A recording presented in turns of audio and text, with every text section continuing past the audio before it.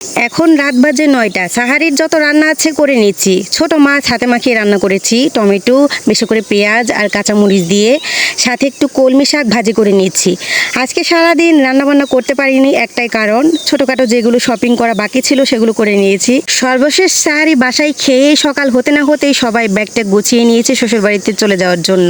গতকালকে সব গুছিয়ে নিতে চেয়েছিলাম, কিন্তু ওই যে কেনাকাটা কিছু বাকি ছিল, তো সেই কারণেই ব্যাগটা গোছানো হয়নি। সকালবেলায় আমি, মানহার বাবা আর মানহা পাখি তিনজনে মিলে ব্যাগ গুছিয়ে নিয়েছি। প্রয়োজনীয় সব জিনিস নিয়ে নিয়েছি। এবার কমপক্ষে হলেও হয়তো 4 থেকে 5 দিনের মতো শ্বশুরবাড়িতে থাকা হবে। এরপর বাবার বাড়িতে 2-3 দিন থেকে তারপর বাসায় ফিরবো। মানহার স্কুলে এবার বেশ কয়েকদিন ছুটি পড়েছে। পূর্বে যে কয়েকদিন ছুটি দিয়েছিল ওর থেকেও আরও কয়েকদিন ছুটি বেশি দিয়েছে।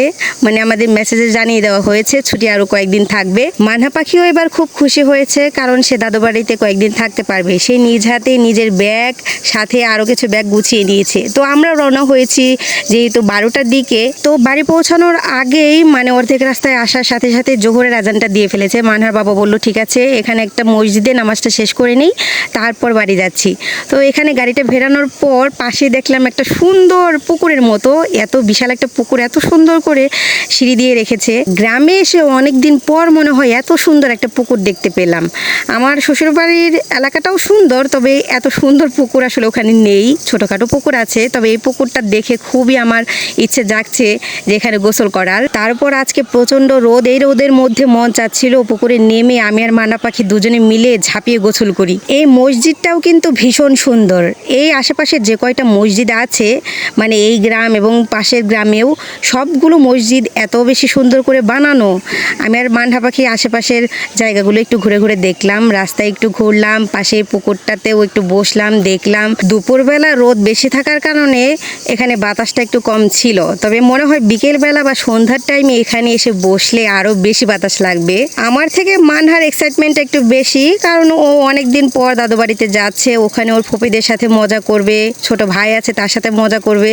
বাড়ি পৌঁছতে হয়তো আর 15 থেকে 20 মিনিটের মতো সময় লাগবে, তবুও মানহা পাখির তর সইছে না। সে গাড়িতে বসে শুধু আমাকে বারবার বলছে, মামা আমার কতক্ষণ সময় লাগবে, তুমি ঘড়িটা একটু দেখো কয়টা বাজে আর কয় মিনিট লাগবে ওখানে পৌঁছাতে। অবশেষে আমরা সকল জল্পনা কল্পনা শেষ করে ঈদের ছুটি কাটানোর জন্য বাড়িতে এসে পৌঁছেছি। প্রতিবারের মতো ঈদগুলো শ্বশুরবাড়িতেই করা হয়, বাবার বাড়িতে হয়তো ঈদের পরের দিন যেতে পারি। 2 ফুপি ভাইজিকে দেখলে এখন মনে হয় 2 বান্ধবী। যাই হোক, বাড়িতে আসার পর সবার সাথে মোটামুটি একটু কথাবার্তা হলো। আমার শাশুড়ি মা এদিকে ইফতার বানিয়ে ফেলছেন। এই রমজানে আজকে প্রথম শ্বশুর শাশুড়ি, ননদ, ভাসুর, যা সবাই মিলে একসাথে বসে ইফতার করব। ইনশাল্লাহ এবারে ঈদটাও সপরিবারে খুব সুন্দরভাবে পালন করব। আপনারা সবাই আমাদের পরিবারের জন্য দোয়া রাখবেন, আপনাদের সকলের জন্যও দোয়া রইল।